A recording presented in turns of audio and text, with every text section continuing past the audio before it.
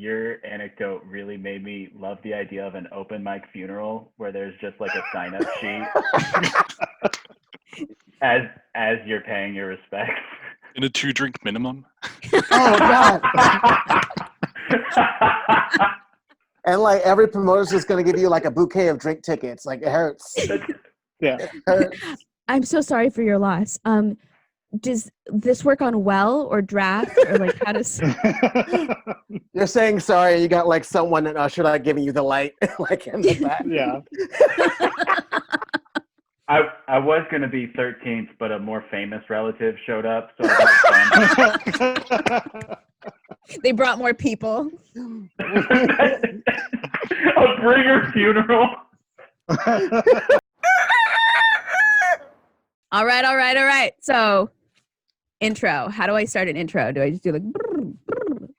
All right. So, welcome to the SQUIDcast. I am your host, Sydney Davis Jr.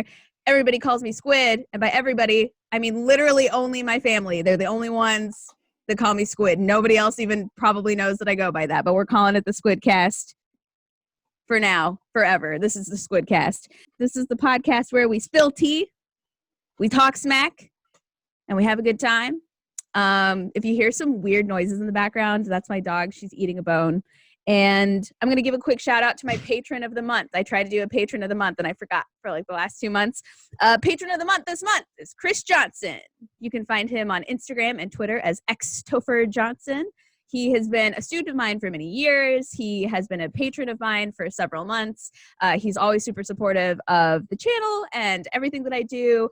And he's always got my back, both as a comedian, as a person, as a friend. He sends me memes to share on Instagram. So happy October to Chris Johnson. And November. All right.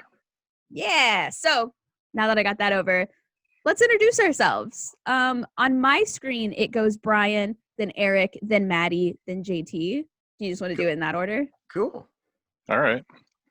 Well, thanks, Sydney. My name is Brian. Hi, Brian. Hi. Feels like an AA meeting, except I'm not like addicted yet. So I'm an improviser mostly. I also, took stand up from Sydney. Still do actually. Pretty much. I've been doing improv for a couple of years. Quarantine has me doing not much, but mostly focusing on the stand up portion. It's kind of like my hobby to keep me sane, which for most other people, it's kind of the opposite way around, but I guess I'm weird like that. That's funny. Nice to meet you, Brian. Thank you, Brian. Woo. Eric, your turn. Yeah, I'm Eric, stand-up comedian. I guess you can call me a stand-up comedian, even though none of us are doing comedy right now. Or at least I'm not. What are you talking about? I'm doing it. So I primarily just do stand-up. I write a little bit of stuff. I've been unemployed all of quarantine. And so I've been working on comedy and working on a magazine. I was going to say, you forgot the part where you're like shameless plug. A magazine. Yeah. Oh no. Yeah, shameless plug. Yeah. Dark Matter magazine comes out January 1st. So yeah. Along with a podcast and an audiobook and all sorts of other stuff. Go to their website, buy a bunch of merchandise. We got a bunch of stuff. Yeah. Right. Listen, I haven't been asked to do any promoting for that at all. So this is literally the first time I've ever done any sort of promoting for it. So if you want me to run the gambit of it, we got digital and print and audio and a podcast and memberships, and that will get you 20% off on the merchandising store. We got t-shirts, we got hats, we got pins, we got all sorts of stuff. Comes out January 1st. That's exactly what you should have done. Your version of promoting is I'm unemployed. Just edit it out and throw that version in. There you go. Yeah, I'll just cut out everything else you said. Your brother's really? That's what you had the chance to promote? No. Told him. He won't watch this. It's fine. Neither will anyone in my immediate family, so it's fine. Maddie, your turn. Maddie. Yay, my turn. I'm Maddie Robinson, stand-up comic, storyteller, improviser, writer, performer at all, frequent Zoom voyeur, and Instagram influencer. Oh, that's one new. I like one that. one day. Speak it now, so it happened tomorrow. Get into existence. Yeah, I don't really have much to plug right now. I just got done doing like a short little like series with a dope ass group called 2 East 8th. It's like the Quarantine Files, and so I'm on episode 2. That's cool. Without giving too much away, it's pretty much they pitch a show and an idea, and it's like we end up butchering the idea, and like a whole another thing comes out of it. So it's really cool. It's like cool little 5-minute short, keep me busy. And a duo plug, I am doing a storytelling show on Halloween with the one and only Sidney Davis Jr. Boom, boom. Yeah, there's a common theme here, guys. There's a common theme here, is that you're all working with me at some point. And also, you were on a Comedy Central show. Yeah, rumor is that show might be airing on HBO Max soon. I think they just picked it up. So you can catch me on Southside as Curtis. Which It was Comedy Central, right? I got that part right. Yeah, Okay, it definitely okay. was Comedy Central. Fingers crossed for season 2. So Hell we'll see yeah. what happens. Hell yeah. But yeah, that's kind of mostly it. Just chilling. You can follow me on Instagram at MattyDoor11 and tune in for all my fun adventures. Yeah, and like, to help you me become an trying to- yeah. influencer. Exactly. I need all the help I can get. Yeah. All of it. All right. Awesome. All right, Maddie. Thank you. And JT, hit us with it. Hey, I'm JT. I'm a former caterer. Hey! I really want to leave. I act a little bit. I do some stand up and stuff. I'm currently getting my MFA in acting out of the bustling metropolis of Kansas City. Woo! So if you all want to talk barbecue, it's going down. Yeah. Oh yeah.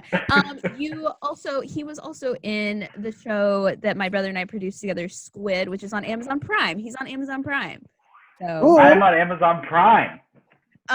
So the day that we filmed that scene, JT, one of my friends was like, "Yo, what are you up to?" And I was like, "I just got to spend the last 2 hours making out with a dude."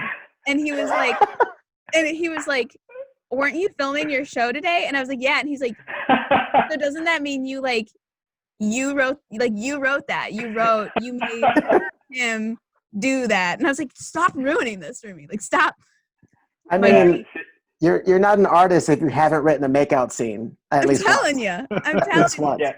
Yeah, he was Sydney, like, you inspired me to write my first play, which was just called "One Man Makes Out with Everyone." yes. That also sounds like a Pornhub search. Are you sure it was a porn? Oh God. That sounds like total kink. Like one man makes out with everyone. There's a lot of consent, but there is zero dialogue. You're the first play to ever appear on OnlyFans. You know what? There's a market for that. There's a market for that. Yeah. Actors are desperate, man. Actors, like we got to get out there. Like OnlyFans, they join, and it's basically like miniature Netflix, except that person is in everything that you're watching. Yeah, but the stupid academy won't recognize my art. We'll start our own academy. Like that's how easy that is. It's simple like that. That's how private schools were made. So look at what we're doing. We're you just won't let my kid play football with an F in chemistry? I'll just start my own school. That's how gated communities were formed. This one guy on Amazon, I think it was for Squid. I think it was in the comments of Squid. He was like, "I'm glad I know this girl's name, so I know not to waste my time on anything else she's in the future." Oh God. At least he'll remember you. I don't know, but here's the funniest part about that though. The funniest part is I was like, damn, like 1 star, ouch. But then, on Amazon, you can actually look at people's review history, and he gives every single thing 1 star unless it involves the show Castle. And then he gives it like 5 stars. So this guy's like, worst pillow I've ever slept on. Like, this chocolate was disgusting. This movie had a stupid ending. the show Castle, I've never seen an amalgamation of a cast that is so well put together and formulaic. You can tell that they're really friends. And then it would be like the deep set for like season 2, and he'd be like, this cast is just like undeniable. The chemistry is amazing. And then he'd be like, these poems sucked in this book.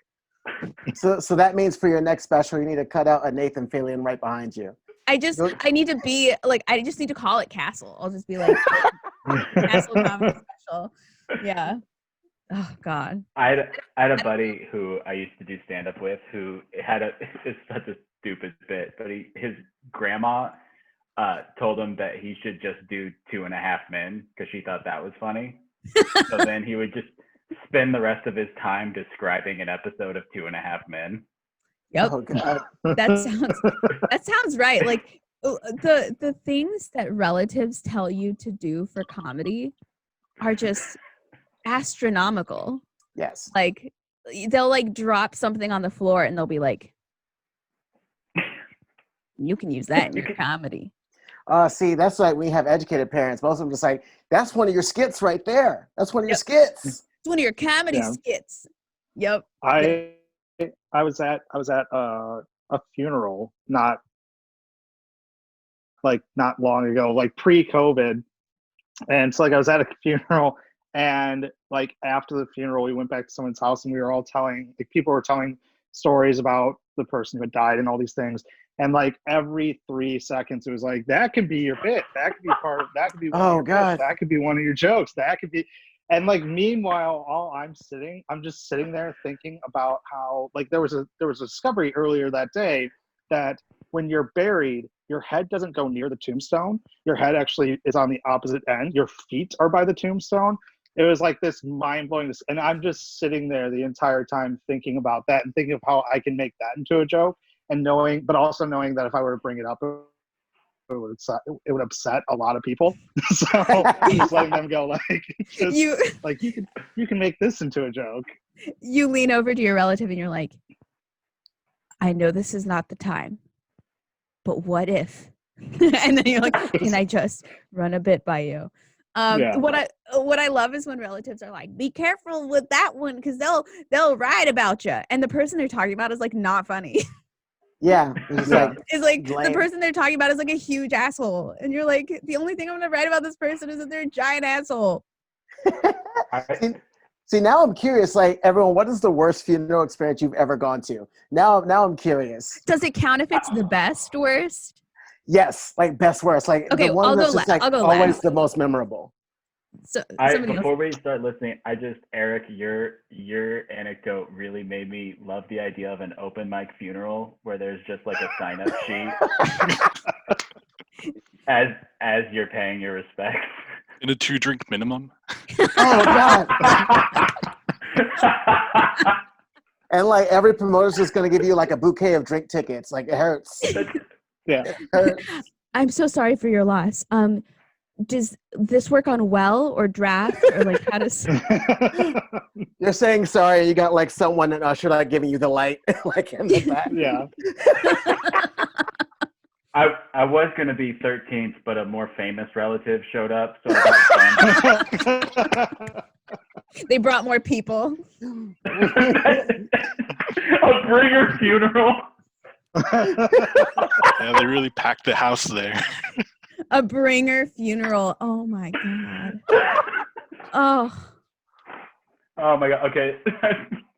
I'm sorry. Oh, that just made my day. So, Maddie, did you have a funeral story you were hoping to tell? Because I feel like maybe you did. Yeah. I'll condense it. Like you'll probably hear us again on like one of your future shows. But I remember once a friend of mine, this is like back home in California, she goes, hey, I got to go to a funeral of like a cousin. Like I think it was like her mom's cousin. And she was going to represent the family. She goes, if you go, I'll drive. I'll make sure you're fed. I just don't want to be here by myself. I was like, all right, dope. I can do that. We go to the funeral. Long story short, the guy was murdered by somebody. It was an active crime, like an active investigation, right? And so we were in the back trying to figure out what happened to the family. During this funeral, the kids are up front just like chilling because it's their dad. Oh, it was what it was. You had like his wife, his ex-wife, his mistress, and their girlfriend got up there and they all sung a song. However, they didn't know the words to this song, so they all had like the lyrics in their hands, and they're all like singing it. And I'm like, what the fuck is happening? So not only do they not know the lyrics, they're all competing and unharmonizing for like the lead spot. So, like every time you try, it's like, no, I'm gonna be louder than you because he loved me more. So in a room full of Beyoncés, they were all Michelle. So Was the song Mambo Number 5? I want to say like it was Eye of the Sparrow, but like I was hoping you were going to say That was my second guess. so long story short, it was a like clusterfuck of a funeral. So we get in the car, we're like in the back like laughing, and then I get the impulse like I should say something, and I'm like, one, I've never met these people, I've never seen these people, so I'm like, no, I'm going to be quiet and play a detective because it's an open investigation. Find out a week later that the kids and like one of his girlfriends set him up and killed him on his back porch, right? So not only was like he just laid to rest, but he was also like, they just solved the case. It was one of the sons and one of like his mom that set him up for shit.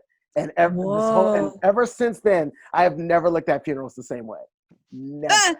Yeah, and like not those family members, just the funerals. Just like I've never looked at a funeral the same way. I'm surprised. I'm kind of surprised they buried him with an open investigation. Oh, it was quick. Yeah. Oh, I wonder if the family was like really pushing it because they were the ones who did it. Yeah, they're like, yeah, we don't need the body anymore. They're like, But all right, go, bury him, bury him. We're so sad, bury him. Like, his eyes on Sparrow. Bury the lead. Does anybody else have like one they want to add? No, So- I don't know if I can top that. No, my great grandmother passed away, and I had an uncle who was convinced I think he had a Ziploc bag of hot dogs that I think for a cousin, or he just had a Ziploc bag of hot dogs. The for a cousin that he doesn't would- make it any more sensible. No. Were they cooked at least? Sure. Yeah, let's say yeah. Was it still in the same package, like an unopened package? Oh no, they were out of a regular package of hot dogs into a new bag. Oh Okay. God. Because I hot dogs just are so juicy. I just picture some guy rolling up with like a Ziploc bag, and you're like, why does he have a Ziploc bag full of hot dogs? And they're like, oh, it's for a cousin. And you're like, oh. It's not his hot dogs, it's his cousin's. He's just holding them. I went, so, you know, I'm from the South. I'm from like hillbilly country, right? Like literal, my family has lived in the mountains of Arkansas for so long that it's actually a national park, but we can still live there. Like as long as it stays in the family, we can still live there. That's how, like, we're talking man of constant sorrow. Like we go back. So I have a lot of cousins that are like 80 and 90, but they're still like first cousins. You just have a lot of like old relatives. You just don't really know like how you're related to people. You just do. You're like, who's that? Oh, that's your cousin. Who's that? Oh, that's your cousin. Who's that? That's your cousin. Like, that's our family reunion is like 300 people. So you go by osmosis, you go to a lot of funerals, right? And you don't always know like who it is that you're burying. You just go. So one day I was at a funeral, and I believe this woman was an aunt of mine by marriage, if I remember correctly. And so we're at the funeral, and it's open casket, and there's all these people there, you know, with their nice white cowboy hats on, right? Because you save the white ones for nice events like church and Easter and funerals and your pressed Wranglers. And so during the speech, you know, the pastor gets up and he's like, thank you so much for joining us. You know, it looks like we have a great gathering here today with our cousins and our brothers and our in-laws. And somebody goes, and our outlaws in the middle of the speech. And, you know, like we all laugh, but then same funeral. So that happens, you know, breaks up the drama. You know, we all laugh it off a little bit. Like a heckler at a funeral. Then the music starts, right? And it's always like, in the land of Jesus, we all love Jesus, you know? And My favorite.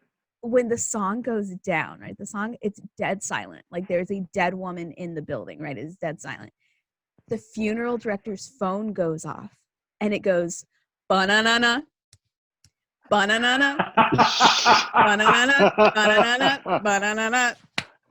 Yeah, like loud as hell. And he like, ho, ho, ho, and he like grabs it and he runs out and like takes the phone call in the middle of this funeral. God. And those were like the only 2 moments. Like it's not enough for a set or anything. But I will never forget that funeral. like what are the chances? Can you imagine? Like that guy has to have a morbid sense of humor to do that job. To just like Oh, bury yeah. old Have people. to. Yeah. But I'm trying to think, do I have any other like I've been to a lot of funerals, guys. Like you have to, like, there's a lot of jobs that you have to have like a really morbid sense of like I recently I learned so much about like what morticians do and like what happens to you after you die, that like they do some like they do serial killer level stuff, but like it's just sanctioned by It's just law. Like business. it's yeah, it's just a business. Like they like I don't know how true this was. I didn't like look it up myself. Like I was having a conversation and they told, but like apparently you're hung upside down and like to drain blood, and like typically when someone's in a casket, like men are wearing neckties and women are wearing scarves, and the reason why is because there's a little scar here where they drained all your blood, and it's a really morbid process. So there's a lot of those jobs out there that it's like, it doesn't surprise me at all that somebody that's burying people on a daily basis has the Addams Family ringtone. Right. But I was waiting for you to be like, and then they hang you upside down, they drain your blood, and they have to like do the, like the whole autopsy thing and like take out your parts, and then they like have sex with your skull, like a bunch of times. I'm sure it's been done before. Yeah, they have sex with the hole they make. They have to, like that's part of it. It's just like part of it. That's what I've heard. They used to not, but some late 90s law. Yep. I think they call it Bundy's Law. Guys, I'm getting rusty. No, that was He's like, so, oh man, that's very interesting. So here's another question that I have for you guys, totally unrelated to funerals, unless it has to do with the story. I was so curious today. I was thinking, I was like, how can I like put them on the spot, but also sip some tea? Because I'm nosy. Like that's literally the only reason I teach storytelling, is because I'm so nosy and I just like want to know people's personal business, especially when there's like tears involved. Tell me about a time that you were the bad date, or that you were the cringe guy.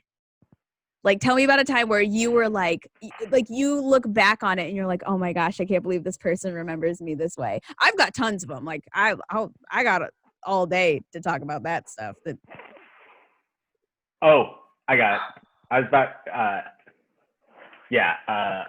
when I was 16, I asked a girl to homecoming, and she was a new girl. We were debate partners, not trying to brag. I did debate in high school. And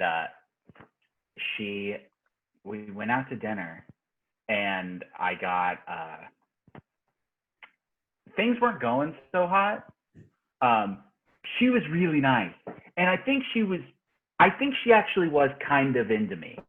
And I was into her, but it faded. So I left the table and I called my best friend, and I made him come to dinner with us. And I just invited him to the table, and I just invited somebody else to dinner. And this poor girl hated me. He hated me from that moment on. And then we were still debate partners for 3 months.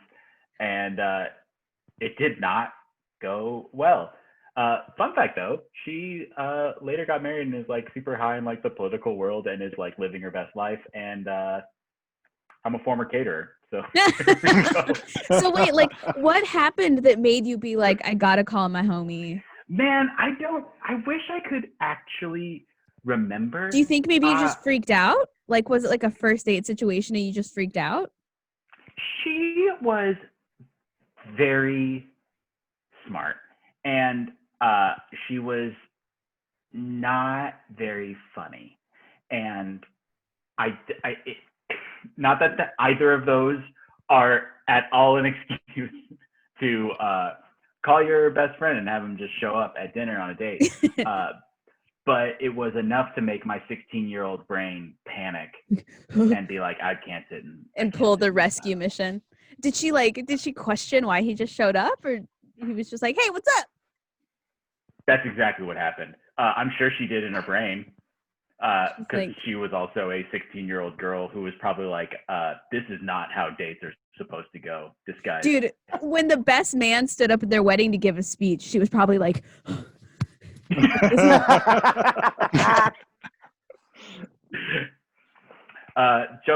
jokes on her. I later got super stood up by a lady in college. So you win some, you lose some. it's like she just We've all literally been didn't there. show up. We've all been there. Oh It's yeah, fine. she actively. Not only did she not show up, I sat at the burger place that was a very popular location, and I took a very coveted table with by the line of people ordering, and like multiple of my friends showed up, and they're like, "Hey, JT, what are you doing here?" And I'm like, "Oh, I'm going on a date." And they're like, "Where is she?" I'm like, "She's coming." And I called her.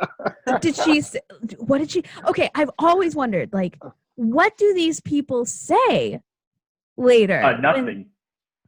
Like she just ghosted. Like you just never spoke to her again. That is actually exactly what happened. I also I framed this as I was like, really like the pity guy. I called her like 16 times over like 4 hours. I did not get the hint until later, and then I went home. But I mean, like, that's But okay.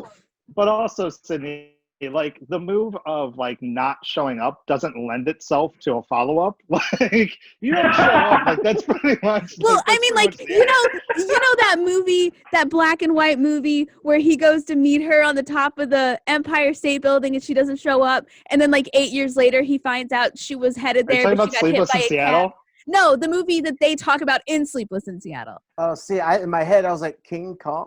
No, Yeah, I was thinking King Kong too. It's an old North by Northwest. It's an old Humphrey Bogart movie where they agree to like meet on a certain day because they didn't have cell phones. They agree to meet at the top of the Empire State Building on a certain day at a certain time. She never shows up. They were like madly in love. He's super bitter. He spends the next like 10 years of his life wondering like what could have possibly happened. Are you talking about?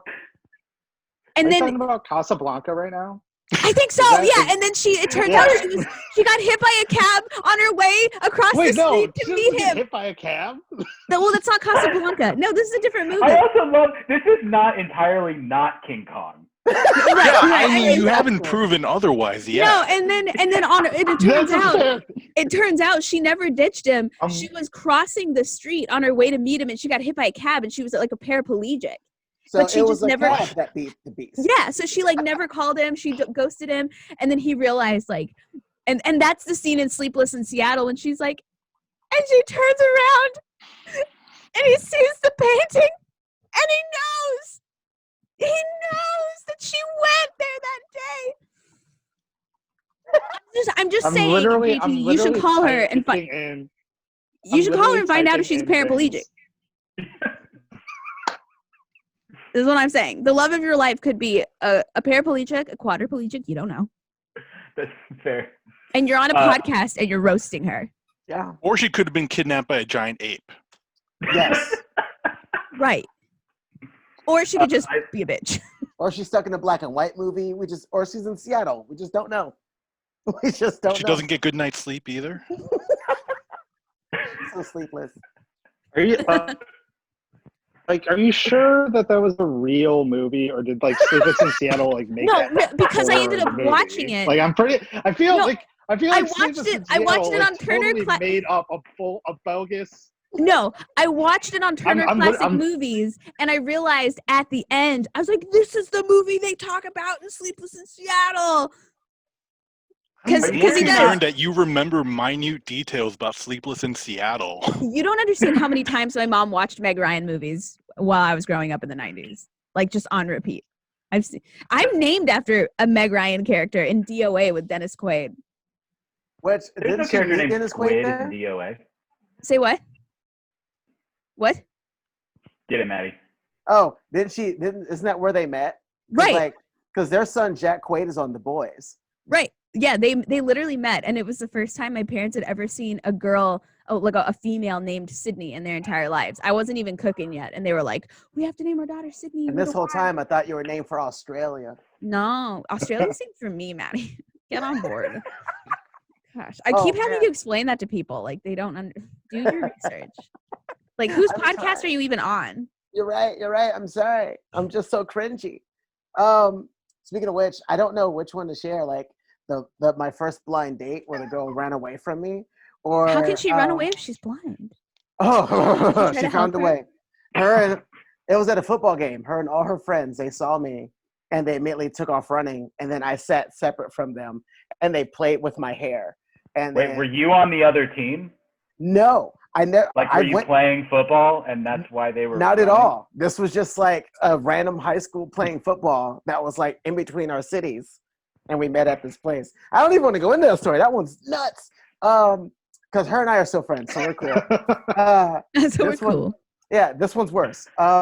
So most times I'm very shy, and especially during high school, puberty shy, which is worse. And I used to be part of an after-school program for like African American kids. We would like tour HBCUs, and we would do homework assistance, and it was great. And there was this girl who lived not far from me.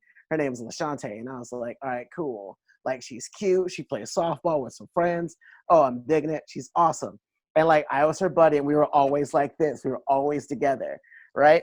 And then we went to like one of her friends' birthdays out in Oakland, and it was a great time. We had some fun. And I nudged her friend. I was like, yo, like, I think your friend's cute. She goes, oh, about time you opened your eyes. Like, whoop, whoop. And I was like, oh, cool. She goes, just shoot that shot. And I was like, I don't know, man. She goes, worst she can say is no. You're right. But then at the same time, like, can you put in a good word for me? No, you can do it. And I was like, okay, cool. That was first red flag. And then I decided, because we would talk on the phone every so often, and she would give me a ride after the program. So one day I wrote her this long note, and I was like, hey, I just want you to know that I think you're cute. I like you. Your mom thinks I'm cute. And like, your family likes me. Maybe we should go out on a date. I think it'd be cool. It was like 2-3 pages, right? And I folded it and I hid it in her car, right? And then I panicked, and I was like, I gotta get this note back. So then I got it out of her car, and then I was like, hey, thanks for a ride. Also, call me when you get home. And I threw the note and I hit her in the face. And I ran.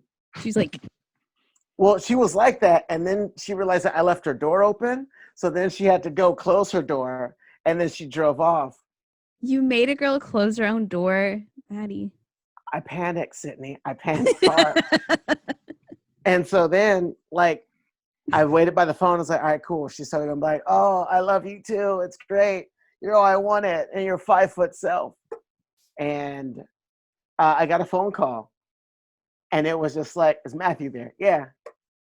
Matthew. Silence. I was like, hey, what's up? I got your note. Oh, okay, cool. So I was thinking, like, we can go, there's like a restaurant over.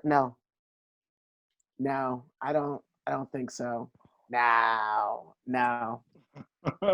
Like, I've never heard the word no in so many different languages and ways outside of a Meisner class. So it was just so it was just over and over again.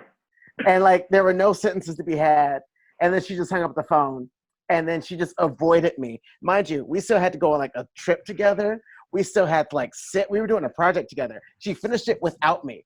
Like, outside of the date realm, it was just like, oh God, that was terrible. And like, I've been terrified of dates like since that moment. So like, I can say like they've gotten better since then.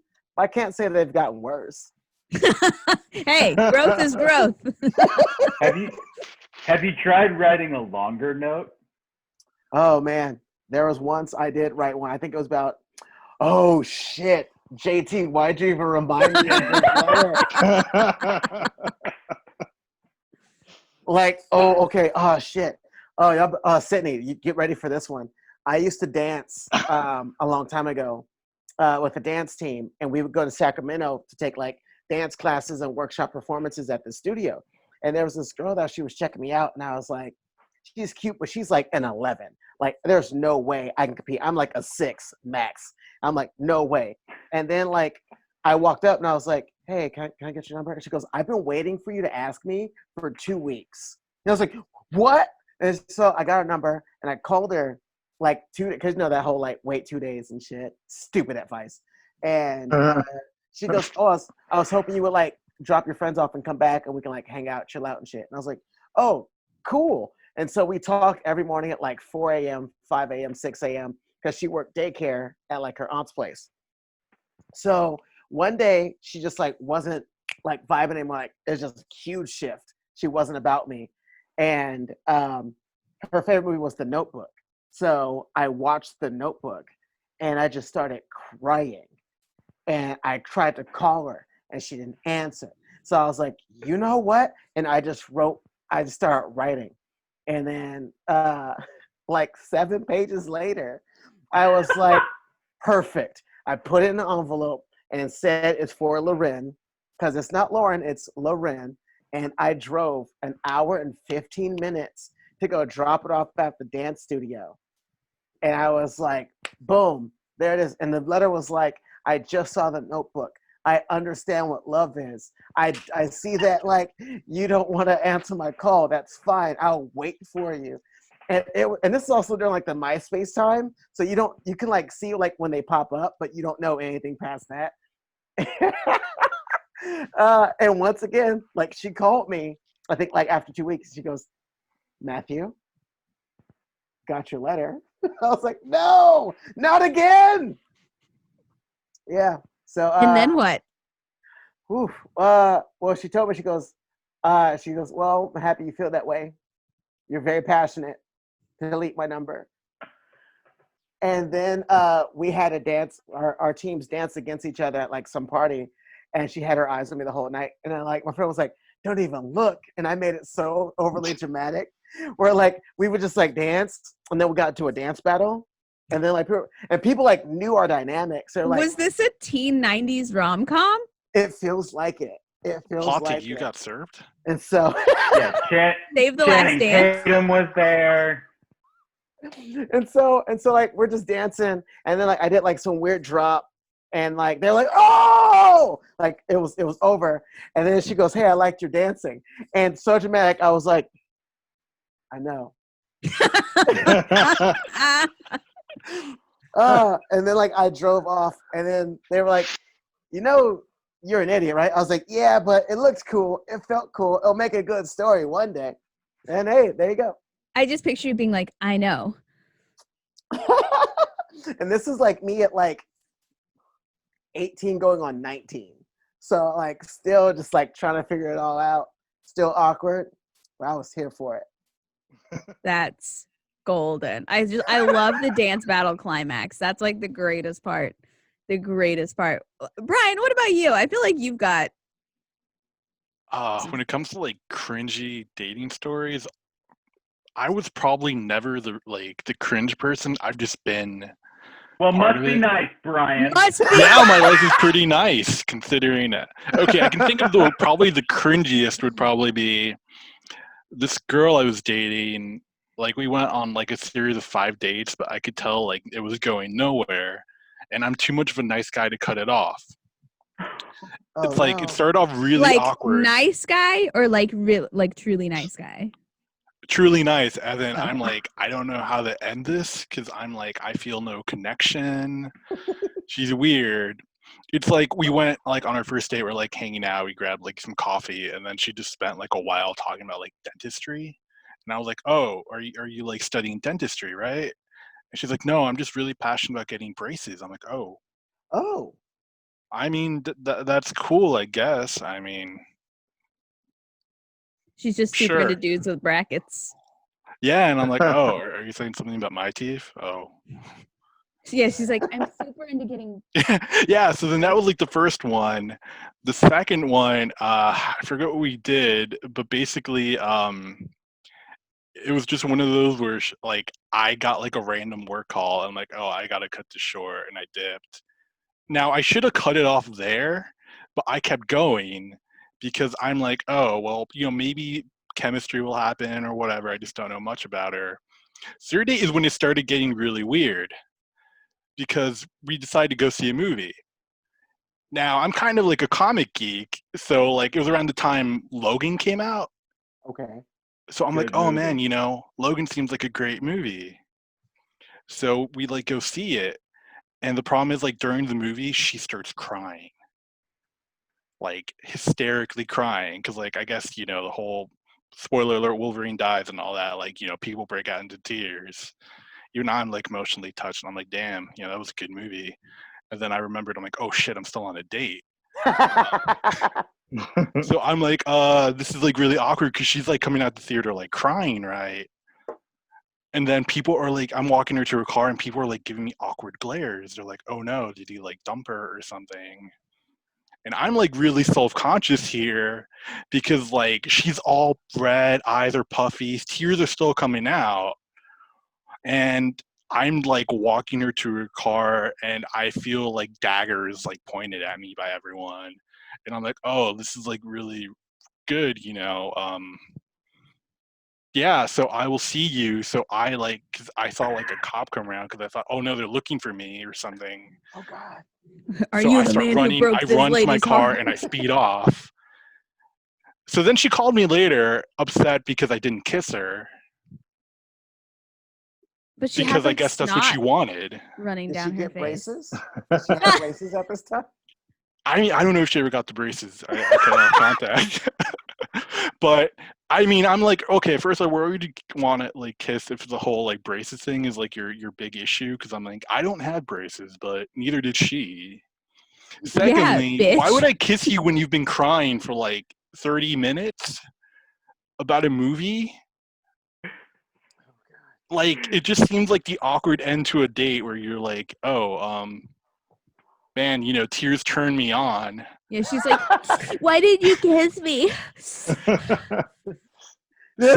yeah, I mean, we wound up like breaking up because I took her to the Blue Man Group, and then she just like, Whoa, that's a deal oh breaker.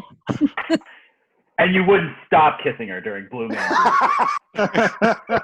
yeah, something about the color blue, like, just reminded me of like the internal depression just displayed externally. I'm blue. Yeah. So I don't know if it was like the lack of like kissing her while watching a movie or like just taking her to see the Blue Man Group, just like completely butchered that relationship. That was like the straw. I mean, my problem is I should have ended it was super definitely the early, lack of but kissing. after a while, I'm like, I've dug myself so deep, I may as well see where it ended. But that's so weird that like not kissing her and taking her to see Blue Man Group is like digging yourself so deep. I think digging yourself so deep, like spilling wine all over her, being late like every single time, like that's, to me, that's like digging yourself deep. I'm trying to figure out like, I don't know. No, it's weird. Like I'm saying, like I feel like I did nothing wrong, Yeah. other than like, I mean, I started to dislike her on like the third day where she's like, oh, she loves to have everyone pay for her. I'm like, oh well, that's kind of like a red flag for me. I love how Brian's like, I'm going to start my story off by saying I'm not in the wrong here. I have never. I mean, I feel like I with- have to. I I've mean, never been where like you one of my bleed. other dating stories where I was like dating that like probably borderline crazy chick. Yeah, I mean, to be fair, so I've heard like all of his dating stories, and in all of them, he is like a really genuinely good dude, and these girls just like turn on him. Like, this is true. He literally, I've yet to hear a story where you've done anything like cringeworthy or wrong, and these girls are just like that one girl who was like, you didn't even ask me if my dad was dead, and you're like, Okay, now I feel like I have to fill people in on this one. It like even with context, it's still whack. Yeah. Like, is that an icebreaker question? Okay, so there was this girl I met on what was it, OkCupid. She like messaged me, hey, so she was the one who initiated it. So we're just like, sharing experiences like, hey, about growing up in the 90s and all that. like Power Rangers, all that fun stuff. So I ask her out, and then she's like, no, I don't know you enough yet. So I'm like, okay, cool, whatever. We've been talking for 2 weeks. I don't care. Like, I'll just move on. Then, like, after a day, she just starts messaging me again. Okay, let's go out on a date. And I'm like, okay, that's like the weirdest 180. So we decided to go see a movie. So unfortunately, the movie was sold out. So I'm like, oh, let's just grab dinner instead, get to know each other. So I'm like cracking jokes. I'm trying to gauge her personality, see how she was like online compared to in person. And apparently, towards the end, she's like, it doesn't seem like it's working out because she doesn't know if I'm being awkward because I never once asked about her dead dad.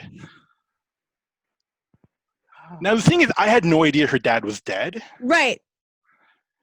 Like, she just like dropped it like that. She's like, well, I noticed you weren't really asking about my family. I'm like, oh, well, that's not really like a first date question here. Like, I'm not trying to like rush to marriage or anything. Not like you met at his funeral. Yeah, but she's like, oh no, you should have known my dad was really important to me. So much that he died? Or Oh God. yeah, hate, and like, it was just like legitimately bad because after that, she decided to give me a second shot. So Lucky we you. had plans to go grab ice cream after I had to work, but I got like drunk the night before and I woke up late to work. So I didn't message her until like after like my shift. I'm like, hey, did you want to meet up somewhere? And then she was upset because I didn't text her good morning. Well, yeah. Because I mean, that was Obviously. clearly my problem. Like, Yeah, you big old asshole. How And that's dare why you. I'm mad at you too, Brian. yeah, I know. I write about it in my diary every day and I cry. Yeah, you didn't even ask her whether or not her dad was dead, and then you don't text her good morning. It's like, those are literally the first 2 rules of dating, Ryan. You animal. You have to say like, is your dad alive? Also, are you single? Confirm the dad's more. Yeah, I mean, you have to start with like the status of your parent, like their parents Yeah. first. That's like the major icebreaker. And number 3 is, do you plan on getting braces in the future? Yeah. All right, count of Like, 3. what's your Let's say oral people care close to us that hygiene passed like, away. routine? I had a woman once tell me I have a great smile, and I was like, "Oh, cool." She goes, "Yeah, so you should think about getting braces." And I was so confused. I was like, Yeah. I don't know if that's a compliment or a suggestion. I No, had a guy. actually, I had that happen to me too. I used to work at a hotel, and we were hosting the Let Us Entertain You people from who Ooh. own like all those restaurants or something in like Yeah. Chicago Yeah. and all that. And like apparently one of their like VPs of marketing was there, and she's like, "Oh, you have a great smile. Why don't you show me your teeth?" I'm like, what? She's like, "Oh, come it on," like and a- she's like not leaving me. I'm like, so I'm like smiling, like, eh. And then she gave me a brace- $10 like gift It's card. like a kink thing. Yeah, I was like, how much do I get paid? I have an OnlyFans. It sounds like This was pre OnlyFans, so had I I mean, doesn't known, sound I like would have it. started like an OnlyFans and just been showing pictures of my teeth. in the And early like what made it weirder was I got like $10 gift card, so I feel like I like prostituted myself out. You did. I feel You like did. in MTV in the early 2000s, like that was a game show. Like that's what you did. Yeah. That's literally, yep. I had a guy once on Plenty of Fish message me just to tell me that in all of my full body photos, my legs looked really weird. He was like, hey, just so you know, your legs look weird in all your photos. And I was like, is this that thing where guys like are mean to girls they like? And he's like, no, I just wanted you to know you should take those down. Oh God. Well, I like was like, Sydney, you've been on some What? weird shit though. Like a lot of Dude. people, like they go through Zilla to get to you, don't they? Dude, yeah, that's right. I forgot about that guy. Okay, so I'm one of those people who sign up for Bumble like once a year, and then I remember that it's like a full-time job, and I delete it. Just delete it. Like I just get rid of it. And this one guy, we had been talking. We hadn't even like made plans to go out or anything. It was just okay conversation. Like I didn't think anything had come of it. I didn't get the hint that he was in any way like gravitating towards me. So I just deleted my Bumble, and this guy writes a letter to Zilla, my dog, through her Instagram about how disappointed he is that her mom didn't just tell him in all honesty, how she felt instead of unmatching him. Like, I never unmatched him. I literally just deleted the app because I didn't think I was having any kind of meaningful conversation with anybody. And he wrote her this like letter to my dog, like he addressed her, and like it was disappointing, and he just wished like her mom felt like she could tell him the truth, that like there wasn't a connection, and that we had plans to go out like that weekend, and that he was like bummed to find out we weren't going out because like I unmatched him. He kept referencing it as like, I guess when you delete your app, it has like a similar effect as when you unmatch people. I don't know. I've never had to like unmatch people. I usually just delete the app. But yeah, he did. He wrote my dog a message on Instagram. I'm curious. And my Did brother you write was like, a letter back as Zilla? no, wow. I've done that before. So I got a message once. Wait, what? I got a message once. So there's a couple pictures on her Instagram that I'm in, just because obviously I'm her owner. And I got a message once where this guy was like, "Hey, what's up, cutie?" And I said, "Oh, not much. Just laying here in the sunshine with a full belly after eating some dog food. Like, yum, yum, yum." And he was like, "LOL, no, you, not the dog." And I was like, "What are you talking about? I am the dog." And he's like, "No, I want to talk to the girl who's running this account." And I was like, "The girl running this account is me, Godzilla. I'm a 12-year-old pit bull." And he's like, "No, I want to talk to the girl who's typing these messages." And I was like, "I have opposable thumbs. It's me, Godzilla. I'm typing these messages." You should have like like Zoe do a selfie. And he was like, "Are you really gonna talk as the dog the whole time?" And I was just like, "What do you mean? I am the dog." I applaud you for not breaking character. Dude, it was amazing. Was he into it? Was it like he was really annoyed. Question was he was like keep talking like the dog. I'll see if I can actually find it. I'll see if I God. can find it. Yeah, he was like, "Stop talking as the dog." I'll see if it's still on her Instagram because I haven't deleted it. I don't know if they like. Let's see. Send me nudes. I'm always nude. Yes, send me nudes. Let's see here. Was it this guy? No. How many Oh, man. messages does Zilla get a day? Oh, You're having to go pretty deep. Yeah, you're scrolling through. It's like a full swipe. let's see. Oh man, I think this guy must have like blocked me or something. Because it's not there anymore. But I did find the one from Bumble. It's still there. But yeah, he was like, "Stop talking as the dog. Like, what are you doing?" He was like, "I am the dog."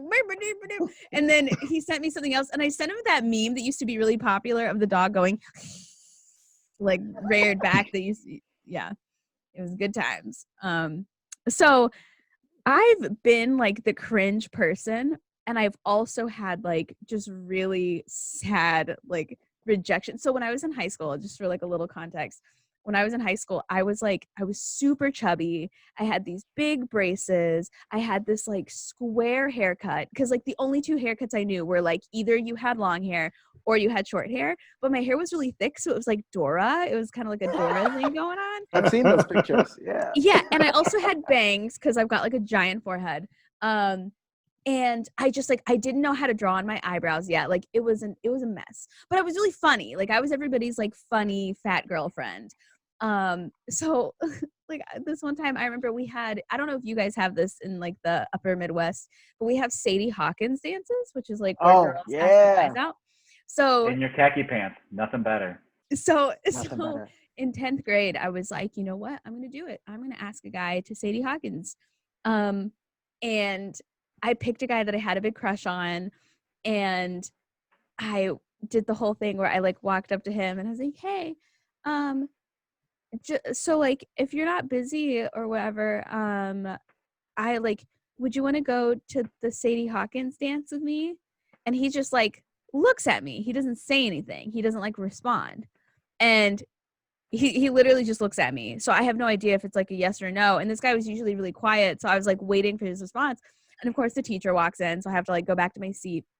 And later that day I was with my friend and we were walking through the cafeteria and I was like, "Oh, there he is. He still hasn't told me if he wants to go to Sadie Hawkins." And so my friend walks up to him and she's like, hey, Sydney asked you to Sadie Hawkins, right? And he was like, yeah. And she's like, so are you going to give her an answer? And he goes, no. And she's like, you're not going to give her an answer? And he goes, no, my answer is no. And she was like, oh. And he was like, yeah. And she was like, okay. And so she like scuttles back over. She's like, he said no. It's fine though, because he's like married to a man now. But then another time that same year, there was another guy I had a crush on, and I was like, you know what? I'm not gonna let that like Sadie Hawkins thing get me down. I'm just gonna ask this guy out. Whatever. Like, I don't know why I was about to say balls to the walls. I have no idea why I was about to say that. I was about to say balls to the walls. So we had this little band hallway where only the band kids hung out. And I walked over and I was like, hey, can I talk to you for a second? And he's like, sure. And he just stands there. And I was like, oh, sorry. I meant like in private. Can I talk to you in private? Because all his friends were standing there. And he goes, you can say whatever you want to say in front of them. And they all just like look at me. And I was like, oh, okay. So I work at the mall. And I was wondering if maybe like before or after I worked one day, like maybe Saturday, you'd want to go see a movie. And he's like, oh, no. And I was like, oh, okay. What about Sunday? And he's like, no. And I was like, oh, okay. Are you like busy? And in front of all his friends, he goes, no, I just like don't want to see a movie with you. And I was like, okay. And he's like, yeah. And all his friends were like, ooh. And I was like, all right, that's cool. Friends are either the best or the worst. There's no in between. Right. And well, we were like 17 at this point. Like there was no excuse for either of these behaviors. Like no excuse. And so, but the time that I was awful, like there was one relationship I was in. I use the word relationship very like loosely because I still don't know if we were ever like actually boyfriend and girlfriend, but it was this guy who was older than me. And he was one of those people where like, you literally just could not make him happy. Like you would make a joke and he'd be like, what's that supposed to mean? And you're like, it's just a joke. Or like he would get hung up on like one little thing you say, just kind of like pick at it. So instead of nowadays, it sounds awesome. Right. Like nowadays it would just be like, oh, bye, like fuck you. But when I was 21, you know, I thought like, oh, he's older. I need to like work harder to like prove I'm mature and like deserving of his. Nowadays I would not waste my time at all. Like it's so dumb. So he decides that we're going to go meet his family out in the suburbs. And he has not brought anybody home in like 10 years. Right. And I'm like, whoa, like big deal. And so we go to have dinner with his parents, and his mom just loves me, and his brother just loves me, and his dad like is really, really nice. And we have dinner, and we decide we're going to go see a movie. And I'm not going to say what movie this is because I don't want him to know I'm talking about him. And also because every time I say I hated this movie, people can't believe it and they disagree with me. You've already given away a lot of details. So I've dated a lot of people. And they've all been older than me. So we go to see this movie. What year was this? So I was 21. I'm 20. I'm going to be 29 in November. So this was a while ago. Okay. 8-year-old movie. Okay. So we go to see this movie, and guys, it is awful. It is one of the worst movies I've ever seen. It is a terrible movie. And I thought we all hated it, right? Like I thought we were going to commiserate over the fact that we all just saw an awful movie. So we get in the car, and I start going off on this movie. I'm like, wasn't that just awful? Like, what about this part and this part and this plot hole and that? Like, like, wasn't that just the worst movie you guys have ever seen? Like, aren't you glad we didn't like waste any more time? Like, blah, blah, blah, blah, blah, blah, blah. I'm just like going off, trying to make them laugh, like trying to be funny, but like commiserating with them. Like, we're bonding over the fact that we all hated this movie. And there's like a long silence, right? Like a long silence. And I'm just sitting there and I'm like, and I still don't get it. I still don't get that like everybody liked the movie. I thought they just didn't really want to talk about it. Like I thought maybe they didn't think it was so funny that it was such a bad movie and they all wasted like their money on it or whatever. And on the way back to the city, he's like, hey, so next time we like go out with my family, could you just not like complain about it the whole time? And I was like, what are you talking about? And when I'd gotten back to the house, the mom was like, how was that movie? And I was like, it was awful. And she's like, it looked awful. It looked like a really bad movie. That's why I didn't go. So I thought like, so obviously, and he's like, yeah, like, I'm really embarrassed by you right now. He's like, your behavior was just like, he's like, your behavior really embarrassed me. He's like, I took you to meet my family. I've never taken anyone to meet my family. And he's like, and you really embarrassed me just like complaining about that movie that like everybody else really liked and you clearly hated it and had like a miserable time. And every time I think about that, I cringe so hard. Cause like, read the room, Sid. Like nobody was agreeing with me. Nobody was saying anything. I was just going off. And I thought it was because they thought they were like listening to what I was saying. But no, they all really liked that movie. I was the only one that hated that movie. And I just like was that bitch who got in the car and like started complaining about the movie the whole time. Like, was it Thor 2? No. I'm just on. What movie was it? I'm like wondering. Yeah, now. all I'm doing right now is fighting the urge to No, because not you're gonna Google disagree with movies me, and then you're gonna be like, "Yeah, you were that bitch." Like, Yeah. Like, What the movie was Inglourious Bastards, No. and the older man was Quentin Tarantino. yes, actually. That's kept why he has to touching see my your feet. He wouldn't stop touching my feet. No, it was oh shoot. It was originally a Mel Gibson movie and they remade it. It's out in the desert. There's Hamlet. Yes. Yeah, no. It's Passion like of the Christ? it's an action movie. Originally it had Mel Gibson in it. Now it had like all the women in it. Like it was like a female centric film and they were like out in the desert and they were like protecting oil. oh, you're talking about Mad Max. Mad Max. I want to go back to the idea that you saw Passion of the Christ and the car ride, talking about how shitty it was. Yeah, it was Mad Max, and I thought it was the worst movie I'd ever seen. Where did he go after 3 days? To the point, like, What a plot hole. yeah. But like to the point where I Oh. thought it was like comical how bad it was. So I thought people would want to like joke around about it, and I just like really embarrassed this guy. But to Isn't be it weird fair, to be so wrong about movies? That movie's great. I just kicked you out of this Zoom. I know. I was like, It's "Sweetie, gonna I drop mute down you." to just Sydney for the rest of the time. Yeah. Tom But Hardy should be seen and not heard. that's like the hardest I've ever like hindsight cringed. Has been like, how did I not see that? How did I not like see that? But whatever, fuck that guy. Yeah, fuck that guy. Because like when we broke up, I told him, I was like, you're always miserable. I was like, you're gonna get rid of me and you're still never gonna be happy. Like you're never ever. And years later he came back and he was like, no, you're right. He's like, no matter what I accomplish, no matter what I do, I'm never gonna be happy. I'm never gonna let myself be happy. He's like, I always think getting this thing or getting rid of that thing or doing this thing will make me happy. And he's like, I'm just not meant to be happy, which is really sad. But it makes me feel a lot better that I could never make him like, I could never get his approval. Kind of like that really Amazon sad guy. It's really sad for him, but my self-esteem is just through the fucking roof right now. Just... Right. It's kind of like that Amazon guy where I'm like, oh no, he gave me 1 star. And then I see he gives everybody 1 star. And I'm like, oh, okay. My mistake I made for was not being Castle. on Castle. Right. Yeah, I forgot to ask, did he say anything about me? No, he didn't. He didn't say anything about you, which is great. Well, great. Yeah. So what is the worst gig you've ever had to suffer through? Whether it was acting, like an acting role, a stand-up comedy show, an improv show, an audition that you knew you weren't going to get, but you still had to like suffer through it for whatever reason. What's the worst gig? I mean, you know mine. I've told you mine. I have the worst bombing story of all time. I'm already ready to challenge that one, but I'm excited to hear this one. Yeah, I was gonna say, to be fair though, it wasn't all. Tell the story. It was like you give yourself some grace in this story. I mean, well, no, like so, like you said, like I guess, yeah. To call it a bomb, I don't know if that's totally fair, but like I definitely had to suffer through this.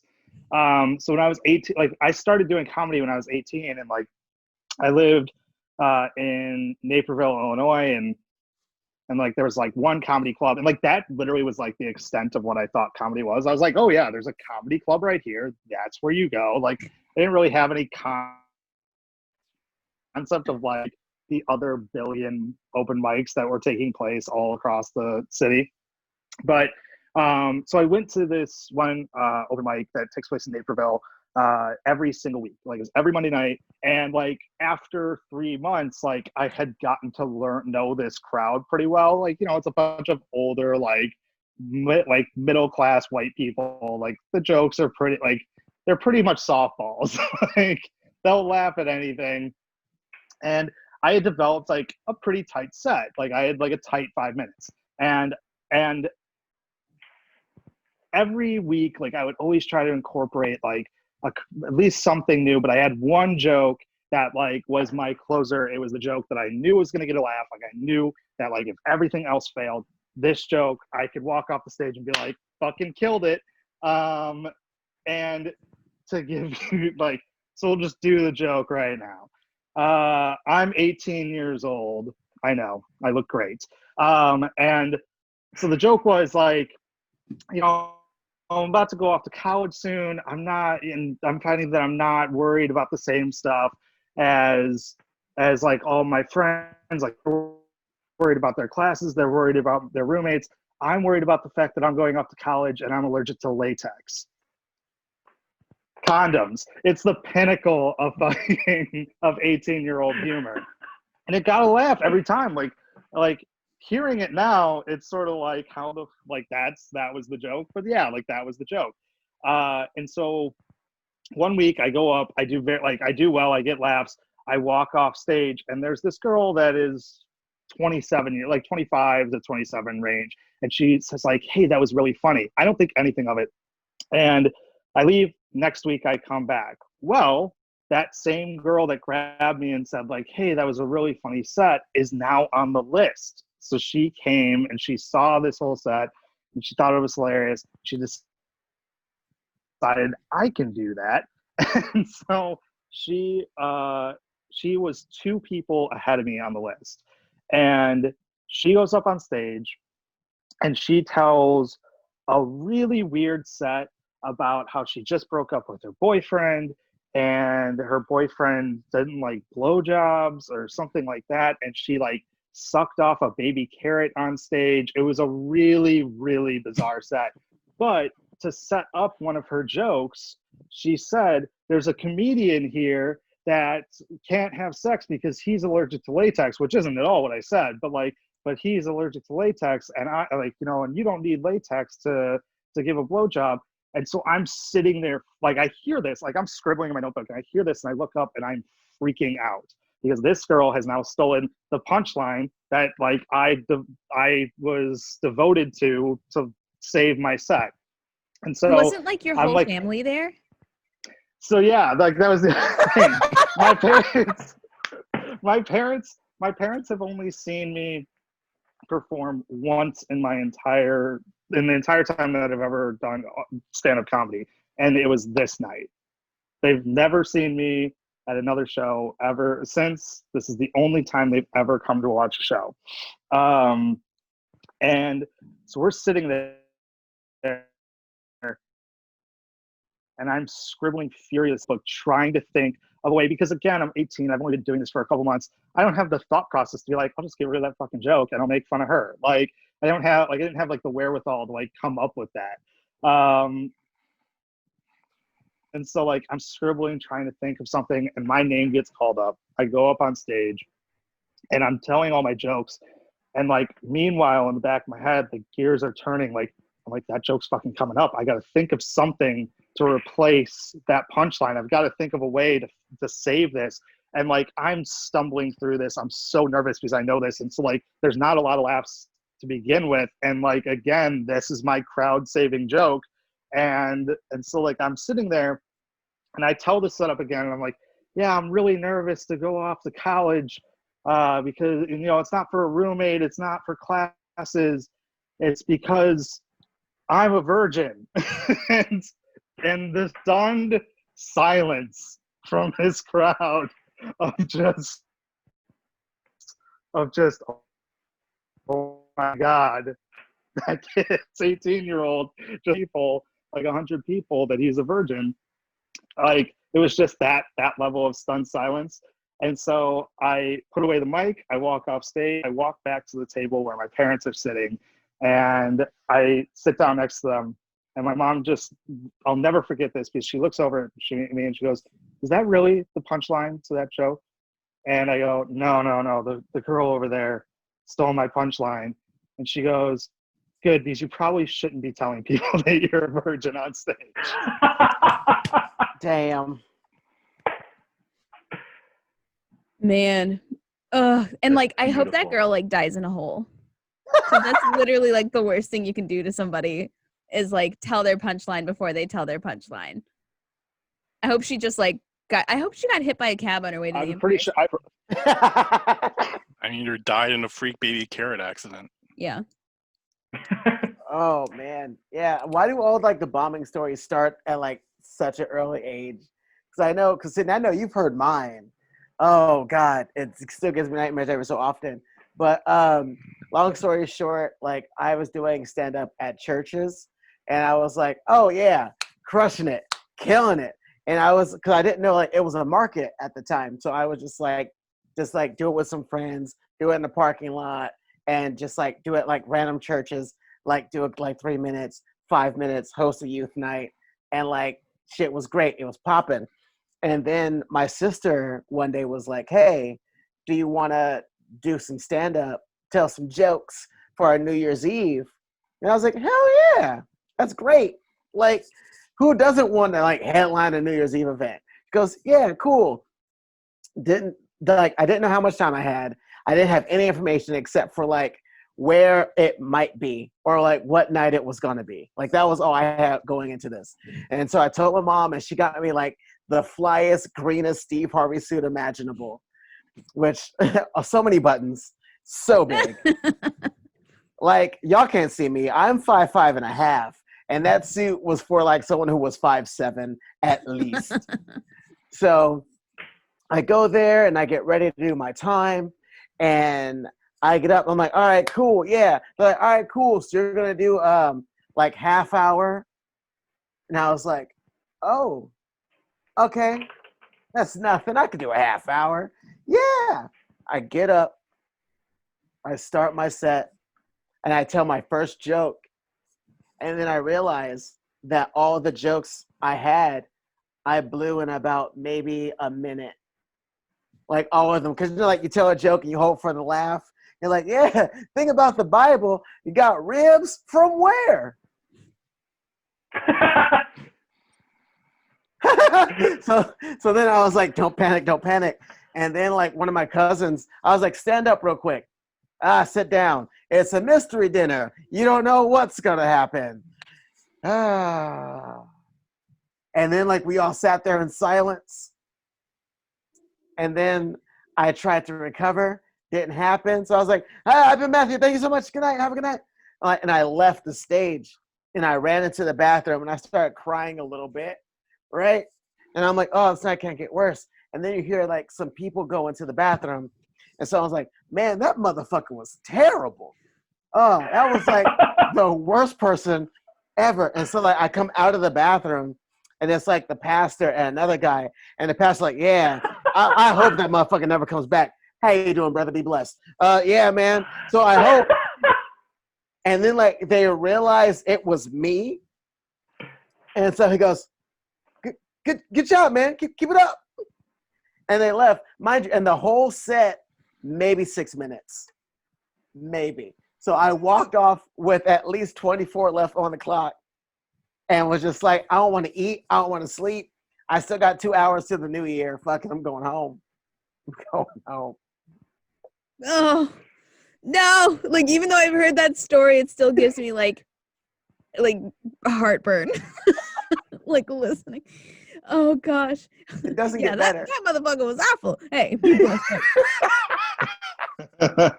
So good. So my worst gig ever is also has to do with the church. So I have a lot of clean comedy. That's kind of where you make your money, is being able to like do clean material, whether it's like at a church or like a church hosted function or like a family friendly function. So there was a while when I was younger, when I was like 22, where that was kind of my thing. Like during the summer, I like to travel around and do just like clean comedy at different universities and stuff. And I get contacted by somebody who had seen me perform in college, and they wanted me to do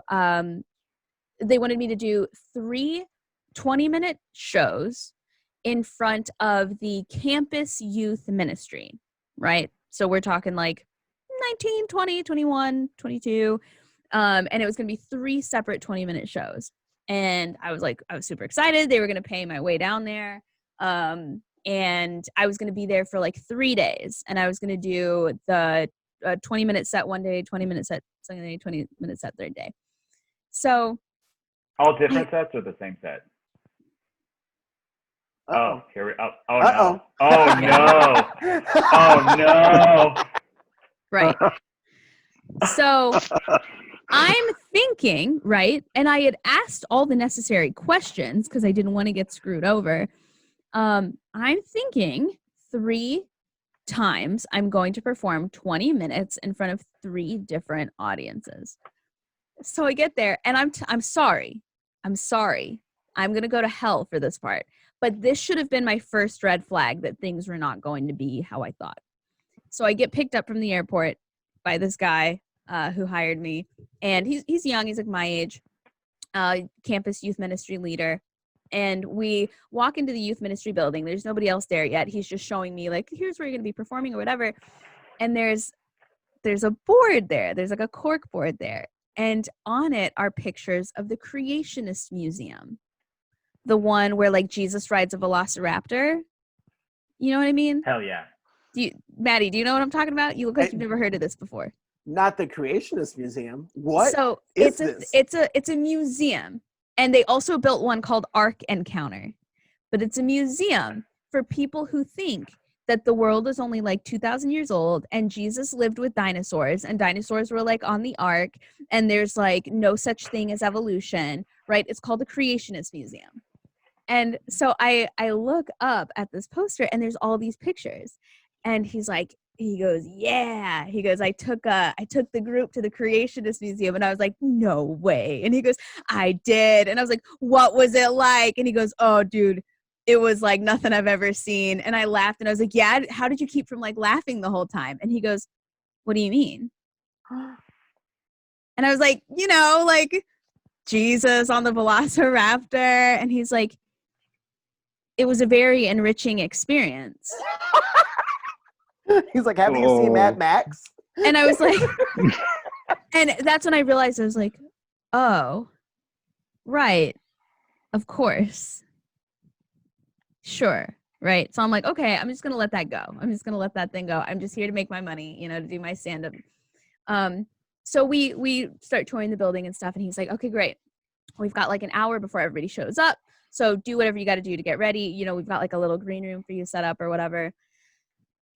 And so I'm in the back room and I start to hear way too much noise, like McDonald's play place type sounds. And I come out and there's like 50 kids running around, just running around, playing. They've got like toys, they're goofing around. And I'm like, what's going on? And he goes, this is the youth group. No. And I was like, what? And he goes, yeah, this is the youth group. And I was like, you said campus youth ministry. And he goes, well, this youth group uses their building. Like this is like the campus youth ministry building, but this is kids like Awana's church camp. And I'm like, I'm not doing stand-up in front of these kids.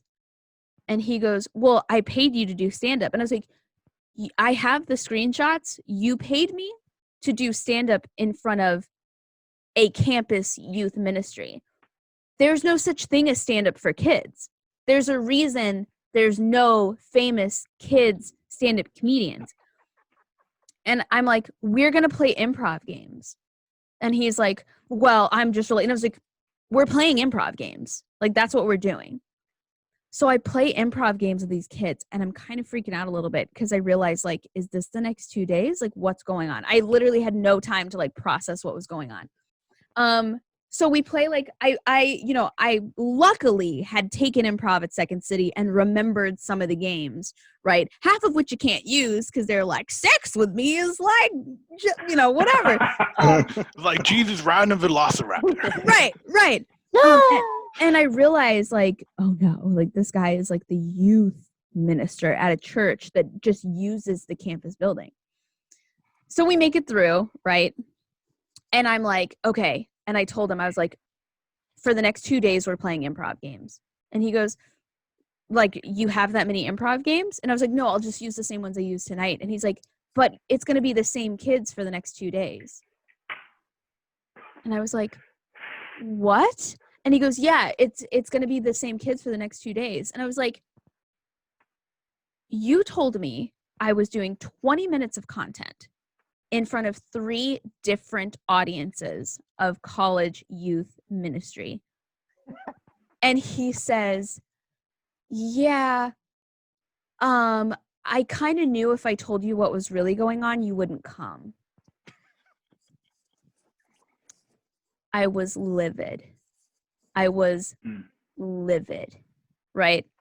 But I don't have another train home. I had taken Amtrak down there, didn't have another one home for 3 days. So I told him, I was like, we're playing games. That's what we're doing. And then there was like a musician there because he had told me I was going to be like on a lineup of acts and I was opening for them. And there was like a musician there and she was like way too good to be there. Right. And there was some like magic and stuff like that. And I'm like, oh. And so on our way to the airport, I noticed he had somebody come with him on the way to the airport and he was acting kind of like weird and shady. Like anytime there was a lull in conversation, he would like fill it with something. So I didn't really have a chance to talk. And so finally we get to the airport and first he like argued with me about when I needed to be there at the airport. And I was like, have you ever flown? And he's like, no, I've never flown in my life. And I was like, okay, so then listen to me. Like, this is why. So I had taken the train down and I was flying back. And I was like, so listen to me. Like, I know what I'm doing. Like, we have to be there early so I can go through security. Like, stop arguing with me. But I noticed he, on the way to the airport, like, kept, like, kind of acting kind of weird and shady. I can't really place what tipped me off. But I could tell he, like, didn't really want me to talk. So finally we get to the airport. And I'm like, hey, so we had talked about an amount. And I was wondering, am I getting a check? Am I getting, like, PayPal? Venmo wasn't really a thing at the time. And there's like a long silence and his friend in the passenger seat like looks at him. And I realized, I was like, oh, this guy was brought because he thought I wouldn't ask about money in front of somebody else. Like it occurs to me right then. I'm like, he thought I wouldn't ask about money if there was a guest in the car. Like he thought I had class. Like he thought I was like classy. And he goes, so the other acts, they agreed to do it for free. And I was like, come again? And he goes, yeah, the other acts, they agreed to do it for free. So I was kind of hoping maybe you would do it for free. Absolutely the fuck not. And I was like, did they come all the way from Chicago, Illinois? And he goes, no. And I was like, did they take off 4 days of an hourly job and lose like $300 to be here? And he goes, no. And I was like, okay, so I'm glad they're doing it for free. I was like, but I have screenshots that show that you agreed to this amount. And it turns out he had used up the entire youth budget. He had blown it all. This was his first year as the youth director. He'd blown the entire budget, even though he had already promised other people money. So he went to the other artists and basically like guilted them because they were Christian, like into doing it for free, and just hadn't said a word to me about it because he thought he was literally just going to corner me and I wasn't going to ask for money. And so he had to go to like the head of the church, and apparently he got in trouble because they had to cut him a check, and he basically had to admit that like he blew the entire budget for in that quick, like in 6 months he had blown the entire year's budget, and they had to send it to me like registered mail. Hell yeah. But I was like, you literally tried to like strong arm me, or like you literally tried to use social graces to embarrass me into not asking for the money that you promised me. That's Still not not the worst Christian. thing. Still not the worst thing the church has done. Just- Right, but like that's not Christian at all. Touche. But they've strong-armed and embarrassed a lot of people in much worse situations. That's true. That's true.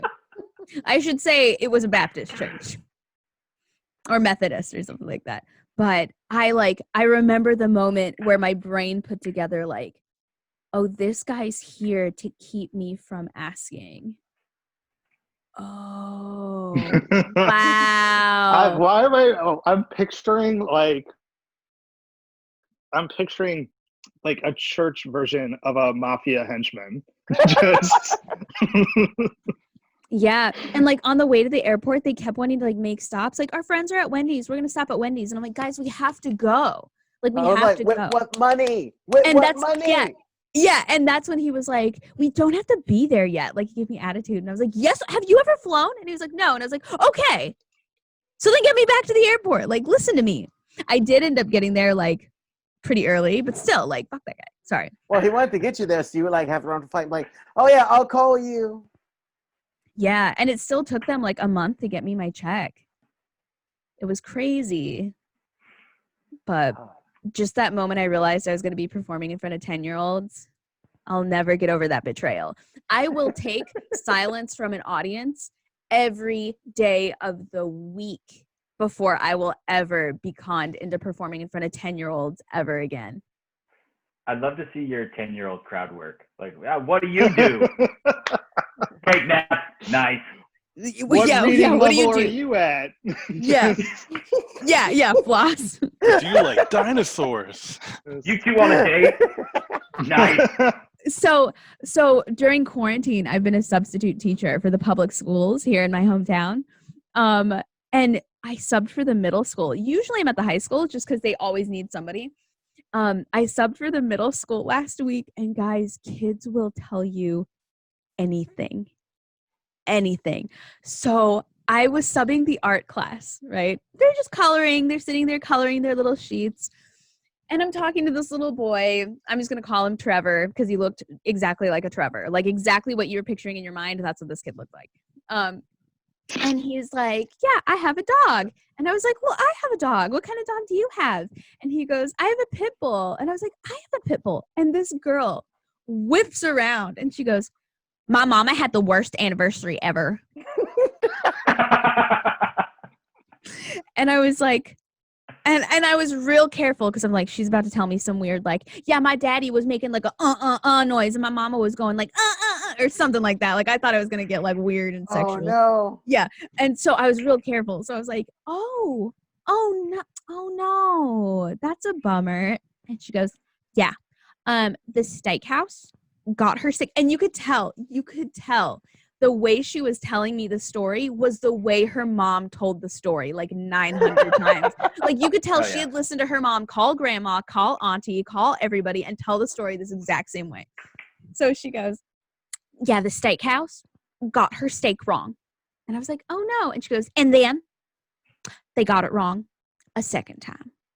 And then they got it wrong a third time. And I was like, oh no. I said, well, hopefully they got a refund. And she goes, yeah, they only had to pay for all the beers they drank. And I was oh, well, that's good. That's really good. And I said, maybe, dude, you can't make this stuff up. I said, maybe they can do like a redo. I was like, maybe this weekend your parents can do like a redo and they can go out on another date and it'll be really nice. And she goes, well, we would go out on another redo, except my daddy spent $600 on deer cams.